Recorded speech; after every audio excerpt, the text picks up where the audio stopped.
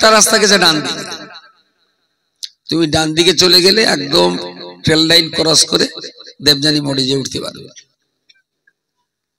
লোকটা ইচ্ছা রয়েছে বসিরহাটে যাওয়ার, আমি শুধু পথটা বলে দিলাম, বাকি যাওয়ার দায়িত্ব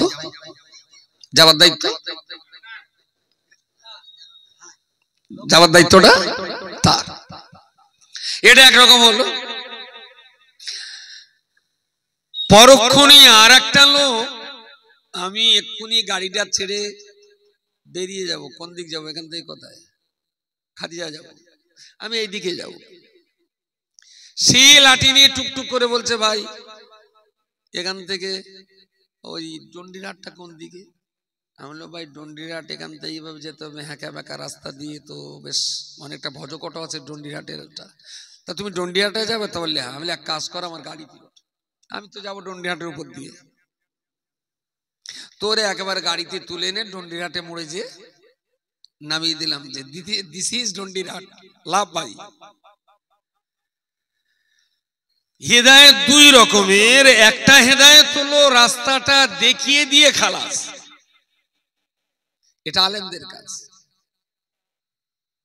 আর আল্লাহ যারে ইচ্ছা করবেন গাড়িতে তুলে নিয়ে একদম ডন্ডিরহাটে পৌঁছে দেবেন। এরকম হেদায়েত পৃথিবীতে খুব কম লোকই পায়। বিশটে হাফি পেয়েছিলেন, একেবারেই মদের আড্ডা থেকে, আবগারি থেকে তারে তুলে এনে হাসান বসরির দরবারে বসিয়ে তওবাতিল্লাহ পড়িয়ে আল্লাহর আরশের তার দৃষ্টিটা আনিয়ে দিয়ে আল্লাহ ওয়ালা বানিয়ে তবে তাকে ছাড়া হলো। তার মানে গাড়িতে তুলে ডন্ডিরহাটে নামিয়ে দেওয়া। আপনারা কোন হেদায়েত নেবেন? পুরো গাড়িতে উঠে ডন্ডিরহাটে যাবেন, না লাঠি টুকে টুকে বসিরহাটে যাবেন?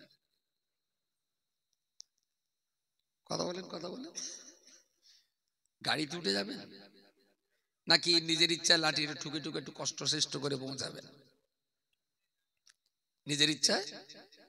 কিন্তু এর ইচ্ছা আছে বলে মনে হচ্ছে, এরকম মনে হচ্ছে গাড়িতে তুলে নিয়ে একবার জান্নাত পর্যন্ত পৌঁছে দেয়। সেরাম যদি ইচ্ছা হয়, না হতে পারে, অসম্ভব আমি বলবো না। তাহলে আপনারা আবার কালকে থেকে মদ খাতিয়া, মদ টদ গাঁজা খেয়ে চুরুট হয়ে আবগারিতে পড়ে থাকবেন, আর ঘুরতে ঘুরতে দেখবেন কোথাও যদি কোরআনের একটা পৃষ্ঠা কাগজ টাগজ ছেঁড়া থাকে, পড়ে থাকে, আর এই কালবৈশাখীর সামনে একটা সুযোগ আছে, বৈশাখ মাসে ঝড় ওঠে, আর ওই ঝড়ের ঝাপটায় আমাদের মাদ্রাসারও কোরআনের পৃষ্ঠা একটা দাগ, আরবি আসসালাম কোরআনের বইটাও ছিঁড়ে টিড়ে আশপাশে পড়তে পারে। ওই তলটি যদি একটা ছেঁড়া বইপত্র পেয়ে যান, সেইটা তুলে দারুণ সুন্দর করে ঝেড়ে ঝুড়ে চুমুকে ঘরের একদম সবচেয়ে সম্মানের জায়গায় রেখে দেবেন। আল্লাহ আবার এই যুগের হাসান বস্তিকে আপনার কাছে পাঠিয়ে দেবে। তাহলে গাড়িতে উঠে ডন্ডিরহাটে যাবার নেশাটা ছেড়ে দিলে ভালো হয়, ও নেশাটা ছেড়ে দিলে ভালো হয়। আলেম ওলামাদের ডিউটি রাস্তার বর্ণনা বলে দেওয়া, আপনার ডিউটি হলো সেই রাস্তা ধরে গন্তব্যস্থলে পৌঁছে যাওয়া। যদি আলেম ওলামা আপনাকে রাস্তার গন্তব্যস্থলে যাওয়ার রুটম্যাপ যদি বলে না দেন, তাহলে আলেম ওলামাদেরকে আল্লাহর কাছে জবাব দেওয়া লাগবে। আর যদি একজন লোক ধরে বলে দাঁড়াবে, একটু দাঁড়ালাম, কি ব্যাপার? বলছে ভাই আমি একটু ওই সজনে হাটকলায় যাবো, কিন্তু পথ তো চিনি না ভাই। আমি বললাম দেখো, আমি ভূগোল পড়েছি, আমি ম্যাপ খুব ভালো জানি, গুগল ম্যাপ লোকেশনও আমি মোবাইলে ঘাঁটি, আমার 49,000 টাকার মোবাইল, আমি কিন্তু জানি কিভাবে সজনে হাটকলায় যেতে হয়। তা যেহেতু অনেক খরচা করে পড়াশোনা করেছি, আর 46,000 টাকার মোবাইল কিনে গুগল ম্যাপ দেখে তোমার পথ বলে দেবো, একদম এক চান্সে পৌঁছে যাওয়া। তবে এই পথটা বলে দেওয়ার জন্য আমার কিন্তু 49,000 টাকা নজরানা লাগবে। বুঝতে পারেন? ও জান্নাত চেনে, পুরো জান্নাতের দরজা পর্যন্ত আপনার পৌঁছে দেবে। দারুণ সুন্দর করে গুগল ম্যাপ লোকেশন দেখে দেখে একদম পুরো জান্নাতের ঠিকানা বলে দেবে। 49,000 টাকা ওর নজরানা রাখবে। বুঝতে পারেন? লোকটা চেনে না, আলিম হিসেবে সে দাবি করেছিলেন আমাকে একটু চিনিয়ে দেন। বললো না আমি ফাউচে নেবো না, যেহেতু অনেক কষ্ট করে পড়াশোনা করা, তো আমার সেই পূর্ব দিনের মালের খেসারাত আদায় করতে হবে। এই যদি আলেমের চরিত্র হয়, আর ঠিক যদি এইরকম আলেমকে আল্লাহ যদি নবী বানাতেন, নবী তাহলে ওরে বলে দেওয়া হলো লা ইলাহা ইল্লাল্লাহ আনতা রাসূলুল্লাহ, ওর কলমা এটা যে আল্লাহ ছাড়া কোনো মাবুদ নেই আর তুমি আল্লাহর রসুল। ও তো ফুলে মোটা হবে, আমি আল্লাহর রসুল, তাহলে হ্যাঁ ফুলে মোটা হয়ে গেল। কোথায় গয়লা, পদ্মরাজ, তারপরে ওই সিডিল কাস্ট, সিডিল ট্রাইব, খ্রিস্টান, হিন্দু সবাই এসে বললো গুরু আপনি তো এই কলমা প্রচার করে জান্নাতে যাবেন। নবী বললো হ্যাঁ জান্নাতে যাবো। তাহলে আপনার পেছন পেছন আমরা একটু জান্নাতে যেতে, যে কলমা একটু পড়িয়ে দেবেন। বলে শালা হার, আমি কত কষ্ট করে এই কলমা পাওয়া, আর আমি এই কলমা বলবো আর তুমি সম্বন্ধে জান্নাতে যাবা, ফেলো 1.5 লাখ, তাহলে কলমা পড়িয়ে দেবো। বলেন, যাদের টাকাই দরকার, যারা টাকা ছাড়া আর কিছু চেনে না, সে যদি নবী হয় আর তার কাছে কেউ যদি কলমা পড়তে যেতেন, সে বিনা মানে কলমা পড়াতো। বোঝা যাচ্ছে নাকি? ফিতে জড়িয়ে যাচ্ছে। কত টাকাই দরকার।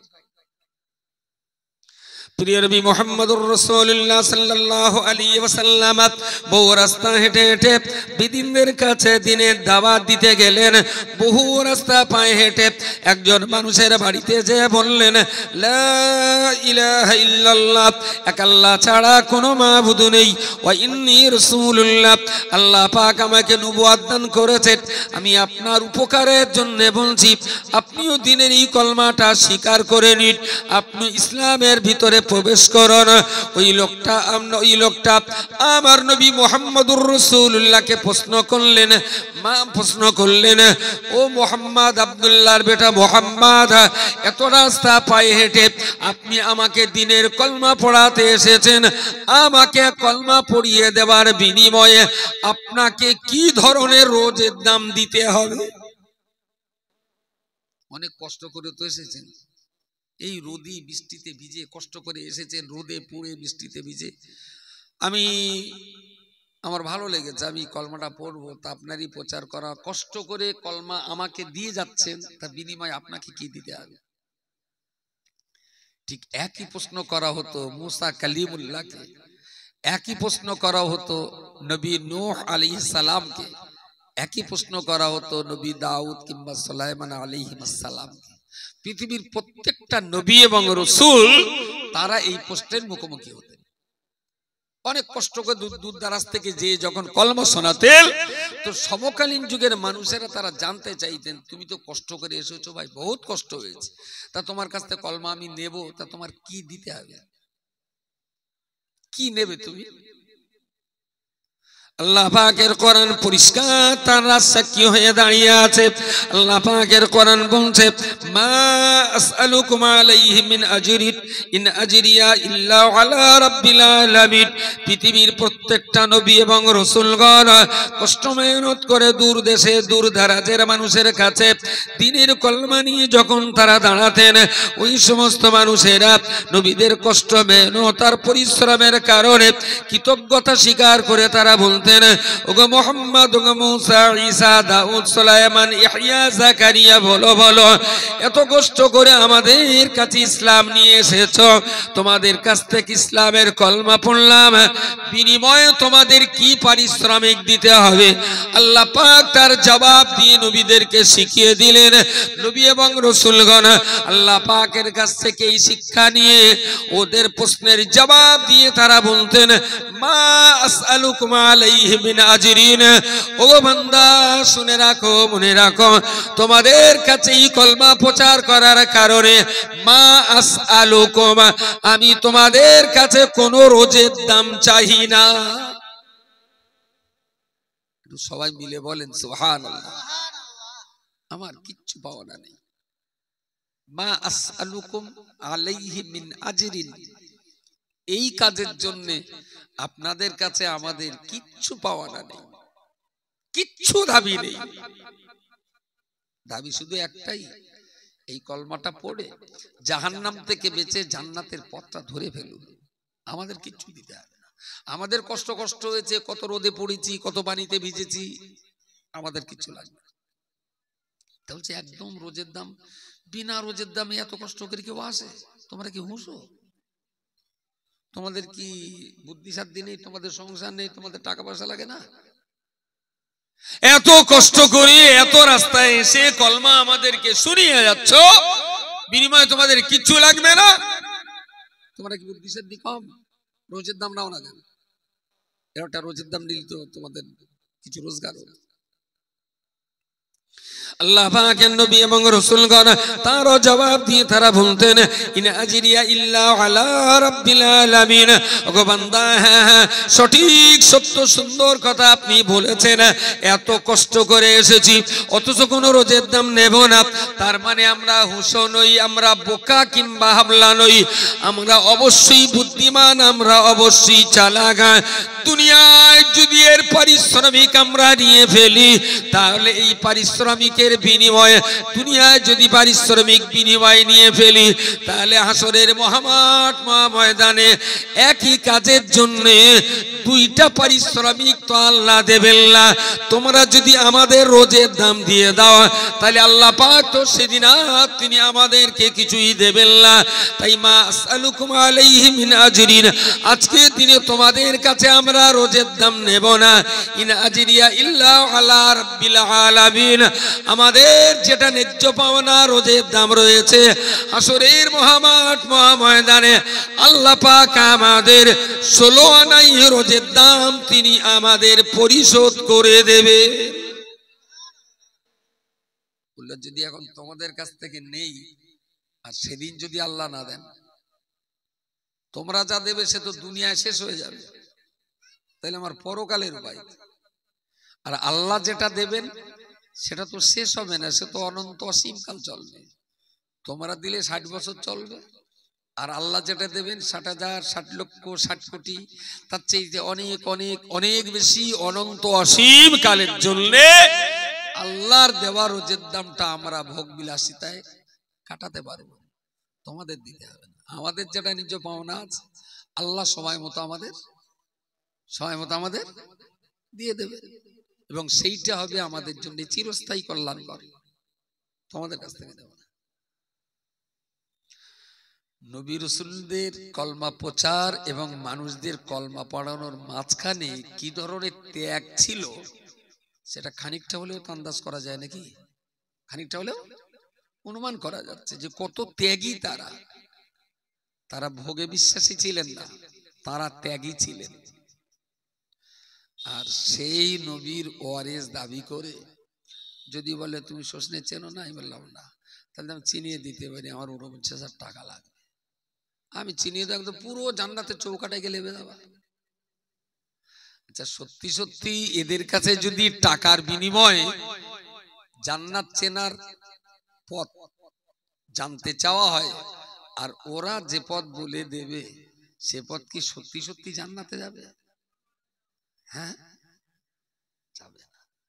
কারণ অন্ধ লোকের পক্ষে চোখলা লোকের পথ দেখানো কখনো সম্ভব না। কারণ দুনিয়ার নেশায় যে লোকটা ঘোর অন্ধ হয়েছে, দুনিয়ার নেশায়, দুনিয়ার লোভে, দুনিয়ার ভোগ বিলাসিতার কাছে যে লোকটা অন্ধ হয়ে গেছে, তার পক্ষে জান্নাতের পথ দেখানো কখনো সম্ভব নয়, কখনোই সম্ভব নয়। সুতরাং আমার গলা যদি ওইরকম হতো তাহলে মাইক লিখতাম। জানলা খোলা আছে? বলি চাচি মাইকটা কি দেবো? চাচি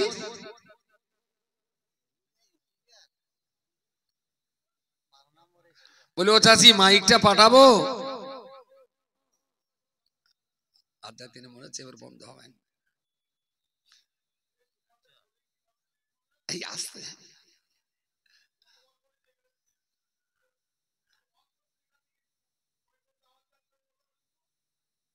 আর বলতে হবে না, থাক এবার চুপ করে থাকবেন, আর অসুবিধা নেই, ফিরে আসেন ভাই। তো মায়েদের বলছি প্লিজ কথাগুলো আপনারাও শোনেন।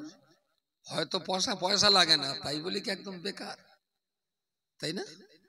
আবার এখনকার না এরকম একটা পরিস্থিতি এরকম যে একেবারে সোনা যদি কম দামে দেন না বলবে রোল গোল্ড, বুঝতে পারেননি? আবার রোল গোল্ড যদি বেশি দামে বাজারে তোলেন হয়তো ভাববে খাঁটি সোনা। খাঁটি সোনা না হলে এত দাম বেশি। আসলে আমি তো আর বিপিএল কোম্পানির প্রোডাকশন মাল, এটা মনে করতে হয়তো ঘুষো চিংড়ে ও যাবাকে বকুকে। আবার যদি এখানে 45,000 হাইব্রিড মাল একটা গন্ডার এনে যদি অস্কর্তি দেওয়া হয়তো একে গালে শালা গাছ সমের কদালকাদি সব খেয়ে গেল। ওইরা বলি হয়তো আবার শুনতো যে দামি জিনিস একটা এই যায়, চুপচাপ শোন। যাক, যেটা আমি বলছিলাম, তো সাধারণ পাবলিক তারা জান্নাতের পথের পরিচয় জানতে চাইতেই পারে আলেমদের কাছে। আলেমদের ডিউটি উইদাউট এনি কস্ট আম পাবলিকের পথটা চিনিয়ে দেওয়া, এটা আলেমদের ডিউটি। কোন আলেম যদি সেখানে পয়সা ছাড়া পথ চেনাতে না চায় তাহলে নিশ্চয়ই সেই আলেমটা সততার উপরে দাঁড়িয়ে নেই, তার জন্য তাকে জবাব দিতে হবে। বাকি যারা বিনা চুক্তিতেই পথটা চিনিয়ে দিলে এইভাবে যাও, এখান থেকে এই দিক, এখান থেকে বাম, তারপরে সোজা, তুমি ষষ্ঠী আটকলায় পৌঁছে যাও, যাও বাবা, এটা আলেমের ডিউটি জানিয়ে দেওয়া। যদি সে না জানায় কৈফিয়ত তিনি দেবেন আল্লাহর কাছে। এবারে সাধারণের ডিউটি হলো ওলামা সমাজ যেভাবে পথের নিশানা বলে দিয়েছেন আমাদেরকে সেই নিশানা অনুযায়ী টুকটুক টুকটুক করে চলতে থাকতে হবে। তাহলে দেরিতে হলেও একটা টাইমে আমরা গন্তব্যে পৌঁছে যেতে পারব। কিন্তু মানুষ যদি, আপনারা যদি ইচ্ছা শক্তি আপনাদের ভিতরে না থাকে, চাহিদা যদি আপনাদের ভিতরে না থাকে, তাহলে যত ভালো আলেমই পথ দেখাক না কেন তাতে কিন্তু আপনার উদ্দেশ্য সফল হবে না। আপনার ইচ্ছাটা থাকা চাই। আমার না একটা বিরাট দোষ আছে, এই গাঁ গ্রামে বোঝাতে গেলে মুফতি সাহেব খুব ভালো ওয়াজ করেন, সেটা নিঃসন্দেহে কোরআন হাদিস দিয়ে। আমাদের দেশের ভিতরে একজন কোরআন হাদিসের ব্যাখ্যাকার হিসাবে খুব ভালো সুন্দর বোঝান। কিন্তু আমার যেটা মনে হয় উনি তো একদম পিওর হাদিস কোরআন দিয়ে ওয়াজ করেন। ওনার কথা যদি 100-র ভিতরে খুব বেশি হলে 60 থেকে 65 জন বুঝতে পারে, বাকি লোক বুঝতে পারে না। আর আমারে তো বাল্লি আর ফিরারে করে দেয়, শালা চুপচুপ করে টানলি সবাই খালি পারে সবাই। আর তার জন্যই একদম যে ভাষায় ও গিলতে পারে সেই ভাষা দিয়ে দিতে হবে, যাতে মানুষের খাওয়াটা সরলে সহজে হয়। তার জন্য আবার বললে আবার কোন সাল যাওয়ার হুক্কা হওয়া করবেন তার ঠিক নেই। এখন হুক্কা হওয়া করার পালা, করে করুক গেলা। একটা ছেলে তাবিজ করতে গেছে হুজুরের কাছে যে আমার গিন্নির পেটে কচি, মনে হচ্ছে 2-1 দিনের ভেতরে ডেলিভারি হবে, একটা তাবিজ দেবেন হুজুর। এখন হুজুরের কেতাবে যেমন আছে, একটা তাবিজ ডানাতে লিখতে বলেছে, একটা তাবিজ গলায় দিতে বলেছে, আর একটা তাবিজ একটা কোডের প্লেটে লিখে দিয়ে বলেছে এটা ধুয়ে খাইয়ে দেবে। তার তাবিজ কটা হাতে নিয়ে ও স্বামীটা বিরাট আনন্দ করছে, বলছে হুজুর কত দেবো হুজুর? তাই যে কাকা তোমার যেটা ভালো হয় দাও, হ্যাঁ ক্যাশ 500 টাকা হুজুর হাতে বের করে দে। বিরাট খুশি। কিছু দূর যাওয়ার পর হুজুরটার কি মনে হচ্ছে, ওর আবার ডেকেছে, বলে কাকা শোনো। তা গেছে, বলছে তাবিজ নিয়ে যান, তুমি বিরাট সন্তুষ্ট? তাহলে হুজুর আমি খুব বিশ্বাস করি আল্লাহর কালাম কোরআন শরীফের আয়াত, এ গে আমার গিন্নির গায়ে গলায় দে দিলি একদম যত তাড়াতাড়ি আমার কচি আমার গিন্নির বাচ্চা ডেলিভারি হয়ে যাবে, আমি খুব বিশ্বাস করি কোরআনের। সেনাই হলো, বিশ্বাস তো করো, কোনো অসুবিধা নেই। তাহলে হুজুর আপনার তাবিজ ও কাজ হবে। তাহলে তোমার যা আনন্দ আমি দেখতে পাচ্ছি তাতে তুমি মনে হচ্ছে আগুন লাগাবা। তাহলে কে হুজুর? বলছে শোনো, তাবিজ হাতেও দিও, গলায়ও দিও, আর ওটা খাইয়েও দিও, আর সেই সঙ্গে তোমার বউটার এটাও বলে দিও যেন একটু কোঁতাকুতি করে, যেন চুপচাপ বসে না থাকে। বুঝতে পারেন না? গলায় তাবিজ দিয়ে একদম দিব্যি কাতা মুড়ি দিয়ে কাছে শুয়ে থাকবা, ব্যথা ওঠে, আর সেই সঙ্গে সঙ্গে যে রুগী তারও বলো লড়াই করতে হয় বাচ্চাটা পোষাবের জন্য, লড়াই করতে হয় না? মদ্দালে হয় না তা বুঝবে, আমারও হয়নি, তো আমি বাড়ির গিন্নির সঙ্গে আলোচনা করে বুঝেলি সব লাইন গার্ড। হুজুর বললেন যে তাবিজ দিয়েছি, তোমার বাচ্চা ডেলিভারি হবে ইনশাআল্লাহ, হসপিটালে নিয়ে যেতে হবে না। তবে তাবিজের উপরে ভরসা করে যেন চুপ করতে হবে না, বোঁটার একটু কোথাকুতি করতে বইল। এখন আম পাবলিকের যে অবস্থা, একে মোটামুটি এমন তাবিজ দিতে হবে যেন বউ না কুতলেও বাচ্চা যেন নিজের টানে বেরিয়ে আসে। সবার জান্নাতে যাবার নেশা আছে, কিন্তু কোথাকুতি করতে কথা বলে। এখন এইবার আবার কালকেতে সালে ভক্ষ করবেন, দেখো তো ধর্মসভার মজলি যে গ্রাম উল্টো পাল্টা ভাষা। আরে খালু, আমি তো বঙ্কিমচন্দ্র না যে সাহিত্যের ক্লাস করতে এসেছি, আমি এখানে এসেছি আমার এই জনগণ করারে, আমার লক্ষ্য উদ্দেশ্যটা বোঝাতে হবে। শুধু ওয়াজ শুনলেই ধার্মিক হওয়া যায় না, ওয়াজ শোনার পর আলেম ওলামাদের রুট ম্যাপ অনুযায়ী চলতে হবে। তাতে যদি ডেলিভারি যন্ত্রণার ব্যথার মতো কষ্ট সহ্য করে হলেও কোথাকুতি করে সেই পথটা আপনার এগোতে হবে, তবে তো জান্নাতের পথ। এ পাবলিক মৌল সাহেবের তাবিজ নিয়ে কোনো কথাকুতির ভাব নেই। খোদার জন্য দায় পড়েছে, এরকম সব একটা ধরে ধরে বরকতুল্লাহ চলো একটু জান্নাতে দিয়ে আসি, দিয়ে আসলে হরিবুল্লাহ ওটো চলো বাপ তোমার জান্নাতে যেতে হবে। এরা নিজেরা হাঁটবে না, খোদার যেন দায় পড়েছে, এদের ধরে ধরে সব জান্নাতে ঢুকিয়ে দিতে হবে। আমি কি বলেছি বোঝা গেছে?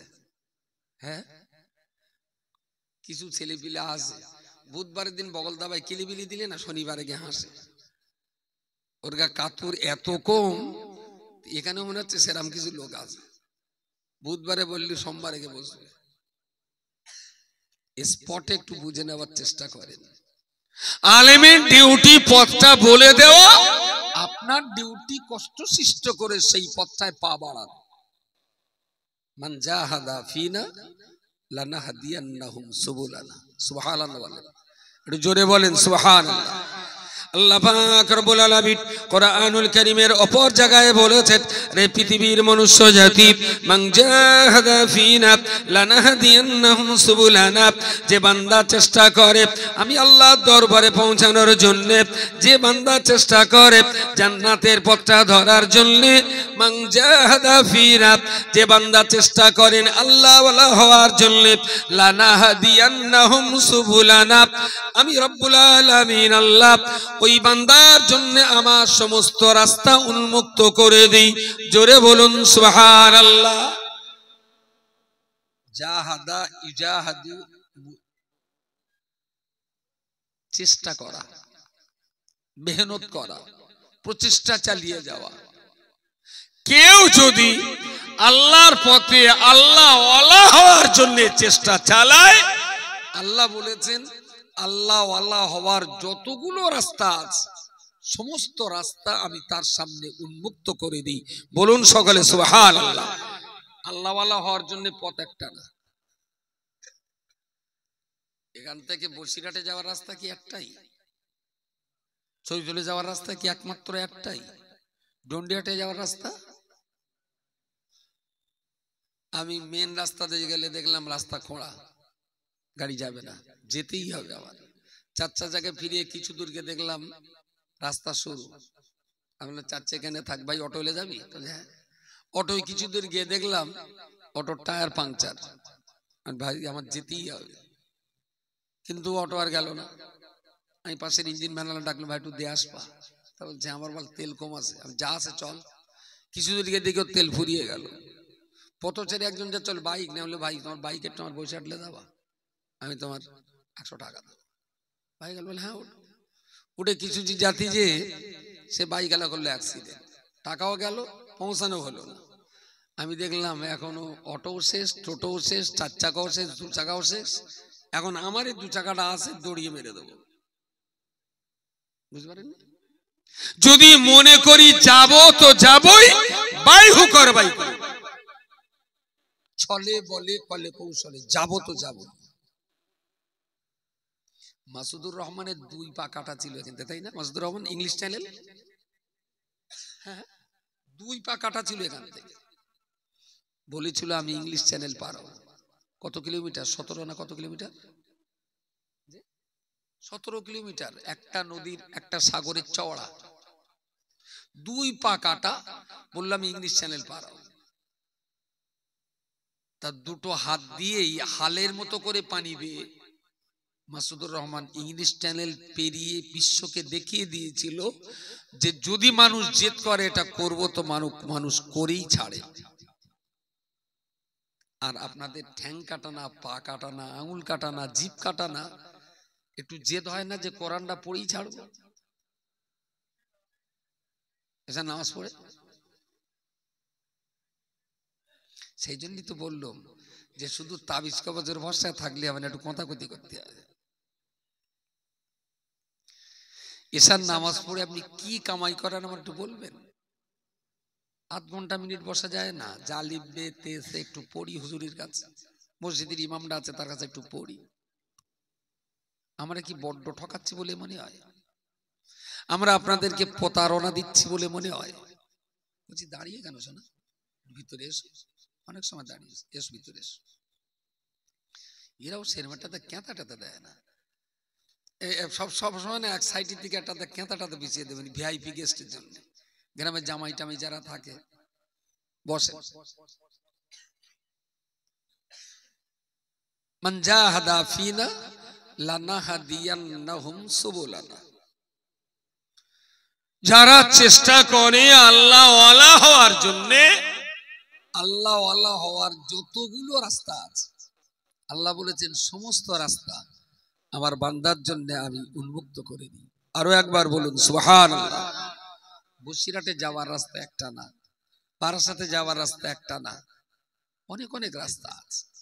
যদি মনে করি যাব তো চলেই যাব, যত বাধাই হোক না কেন। সমস্ত রাস্তা যদি বন্ধ হয়, মাঠ ফাঁকা আছে, তাই না? মাঠতে চলে যাব। আরে সময় একদিনে হয়, 3 দিন লাগবে, কিন্তু যাব তো যাব। যদি জেদ থাকে, লড়াই করবার মতো যদি মানসিকতা থাকে, আমি বলছি আপনি সফল হবেন। সফলতা আপনার জন্য হাতছানি দিচ্ছে, কিন্তু আপনার ভিতরে ইচ্ছা শক্তি কতটা আছে, জয় পরাজয় নির্ভর করবে আপনার ইচ্ছা শক্তির উপরে।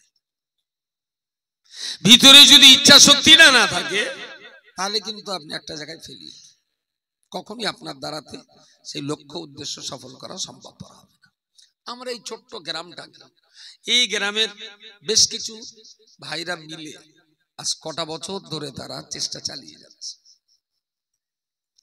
এরা কিন্তু একেবারে বোকা না, এরা একেবারে অশিক্ষিত না। সমাজের প্রতি এদের একটা দায়বদ্ধতা আছে, এরা সেটা হাড়ে হাড়ে উপলব্ধি করেছে। তাই তারা একটু কষ্ট মেহনত করছে যে যাতে করে গ্রামের আর বাকি যারা আছে তাদেরকেও যাতে শিক্ষার আওতায় আনা যায়, তার জন্য তারা লড়াই সংগ্রাম করছে। আচ্ছা, যারা এই প্রতিষ্ঠানটার দেখভাল, পরিচর্যা, পরিচালন ব্যবস্থার দায়িত্বে যারা আছে, এরা অভাব অনটনের দায়ে কোনোদিন গ্রামে কি কারোর কাছে বলেছে যে 10টা টাকা দাও একটু চা খাবো? কোনোদিন চেয়েছে বিক্রি করেছে খাওয়ার জন্য? কেউ চায় না। আল্লাহর রহমতে এদের পরিবারে যা আছে, দুবেলা দুবাটা ডাল ভাত এরা পায়, এবং সে সচ্ছলতা আল্লাহ তাদের পরিবারে দিয়েছে। তাহলে পেটে খাওয়ার জন্য কখনো হাত পাতে, সংসারে তাদের সেই পরিমাণ অভাব নেই, কিন্তু এর পরেও তারা আপনাদের দুয়ারে দুয়ারে হাত পাতে না? পাতে না। কিসের জন্য পাতে? প্রতিষ্ঠানের জন্য পাতে, শিক্ষার জন্য পাতে। যে ঘরটা যদি আমরা ঠিকঠাক তৈরি করতে পারি, শিক্ষকদের বেতন যদি সময় মতো দিয়ে যেতে পারি, মেঝেটা যদি ভালো করে করতে পারি, জায়গাটা তো খুব কম, যদি আর একটা জায়গা আমরা কিনতে পারি বা আরো একটু বড় বিল্ডিং যদি করতে পারি, আরো অনেক বাচ্চাকে পড়াতে পারবো, অনেক মায়েরা পড়তে পারবে, অনেক বৃদ্ধ মুরব্বীরা পড়তে পারবে। তার এই চেষ্টাটা চালিয়ে যাচ্ছেন। আপনাদের উচিত হলো, বাংলায় একটা কথা বলে, হয় মোড়ল হতে হবে, না হলে মোড়লের ছত্রছায়া থাকতে হবে। বুঝতে পারেন? হয় মোড়ল হতে হবে, না হলে মোড়লের ছত্রছায়া আমাদের থাকতে হবে।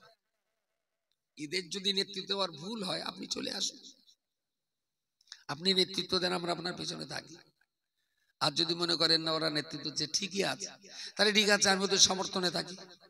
ভাই তোমরা যেভাবে চালাচ্ছ বাহ সুন্দর চলছে, আমরা আছি তোমাদের পেছনে, বলো কি করতে হবে। কিন্তু কাজটা সবার, কাজটা শুধু কমিটির নয়, কাজটা শুধু গ্রামবাসীর নয়, যারা মেইনটেনেন্স করছেন তাদেরও যেমন দায়িত্ব নেতৃত্ব চালিয়ে যাওয়া, যারা সাধারণ জনগণ আছেন সমর্থক তাদেরও দায়িত্ব তাদের পিছনে সমর্থন জুগিয়ে দেওয়া এবং দস্তুর মতো বিষয়টা যেন একেবারে দায় সারা ফেলা না হয়।